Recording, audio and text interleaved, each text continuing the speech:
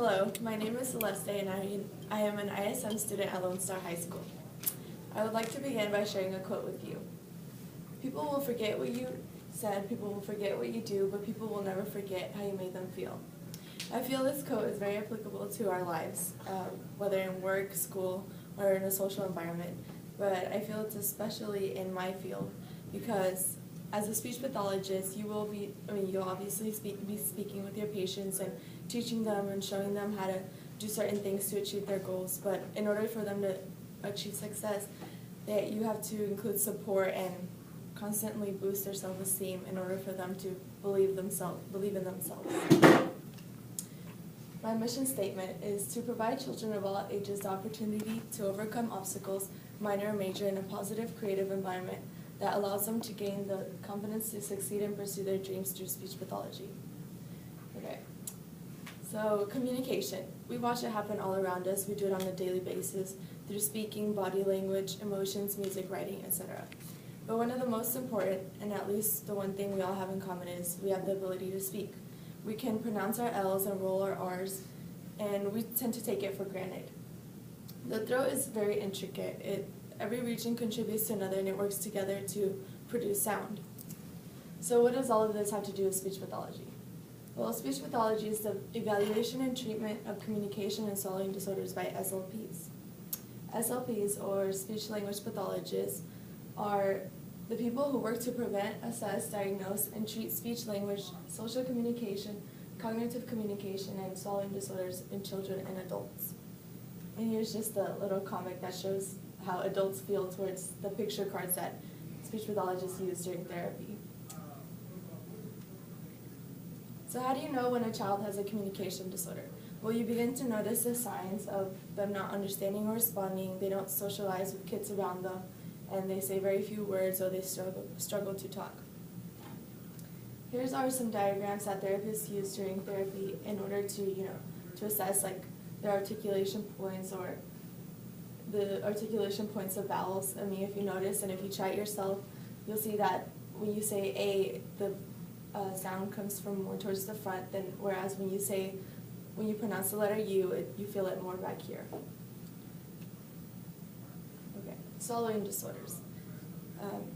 As you can see, the throat is very complicated and it works with other systems too in order for a person to chew and then swallow and digest food or drinks. General signs of swallowing disorders include coughing during or right after eating or drinking, the extra effort to chew or swallow, and then food or liquid leaking from the mouth, so also excess of saliva. It just shows that their mouth isn't strong enough to chew the food or swallow correctly.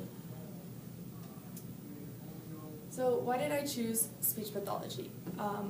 Speech pathology allows me to combine my passion for working with kids and my interest in languages in order to change lives and help people reach their goals that they didn't think were attainable. Through my research and interview assessments, I've learned quite a lot more than I would have done by just Googling speech pathology. To begin, what does speech therapy include?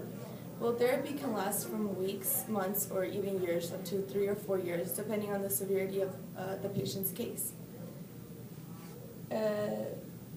Therapy includes, you could include play therapy or music therapy, and within the sessions, there's goals that the patient has to reach, and the goals can range simply from requesting something such as a toy, or it could be from pronouncing words or syllables. I've learned that treatment should start at an earlier age because it can reduce the severity of the communication or swallowing disorder, and therapy will allow for better results. Since I'm studying to be a bilingual speech pathologist, I decided to look more into the multilingualism and therapy aspect, and since there are not enough bilingual speech pathologists, bilingual children are not receiving enough therapy. I've learned that some of the advantages of being multilingual, of knowing more than one language, can lead to better language proficiency, better problem solving, and higher order thinking skills. and it leads people to be more open-minded and flexible thinkers. And the main difference between bilingual speech pathologists and speech pathologists is they're able to work with a variety of patients, including, whereas speech pathologists only work with, kids who speak English, but being bilingual, you can work with kids who speak English and Spanish or are learning one or the other. Here's a quote by Jeffrey Meeks: "The effects of not getting speech therapy services as a child can have a long-term impact, including decreased social interaction and poor academic performance." Speech therapy is a fast-growing occupation. The job opportunities in speech-language pathology are expected to grow by 23% from 2010 to 2020. Researchers have found that music therapy is becoming a part of speech therapy. It allows speech therapy and music therapy work together to address motor skills, social skills, speech articulation, and language concepts. In addition to that, speech therapy is their technology is becoming more useful within the patients. It allows them to, since technology is becoming more part of our lives, they're able to use certain apps or practice certain lessons on their tablets or on the computer.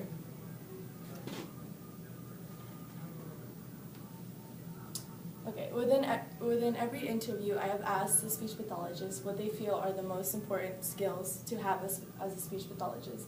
And I learned that being organized, being patient, compassionate and understanding, and the ability to adjust and be flexible, because no day will ever be the same. It just depends on how the child enters that day, if he's having a good day or bad day, whether you can accomplish a lot or just a little. And obviously a problem-solving mindset, and very analytical. When I first learned about speech pathology last summer, I had the opportunity to go observe at Cole Pediatrics, and I observed this bilingual speech pathologist who's fluent in Urdu, and over the span of the day, she, every 30 minutes or every hour, she had a new patient come in. First, it started with a boy who had a lisp problem, so that was pretty simple. She just had to, rehearse certain words with him. Next was a little girl who simply needed social interaction, so she was playing a board game with another little girl. And then there was this other case where a little boy who had severe brain injuries, which led him to have multiple surgeries. He was deaf and he couldn't speak correctly. We had to work a lot harder with him. So it's just the therapy is more of playing with the child, getting them kind of speaking with them and playing with them to get them to reach their goals, instead of making them read a list of words every day or just listen instead of interacting with them. My interview at North Texas Speech and Occupational Therapy was with Ms. Bramlett. She's the director of the clinic, and she became interested in speech pathology when her son was diagnosed with a communication disorder, and that led her to many years working as a speech pathologist, and eventually she decided to take on her own clinic and lean more towards the business aspect of it. Ms. Donahue at Morning Light Family Medicine, she's a speech pathologist who has her own private practice alongside her husband, who's a physician. She taught me that speech pathologists versus speech therapists, pathologists have the ability to diagnose patients, whereas therapists just work with them and they could do very limited things. The importance of American Speech Language Hearing Association, she said that they've really raised awareness of speech language pathologists, considering it's a fairly new occupation, and they've helped on political and licensure levels.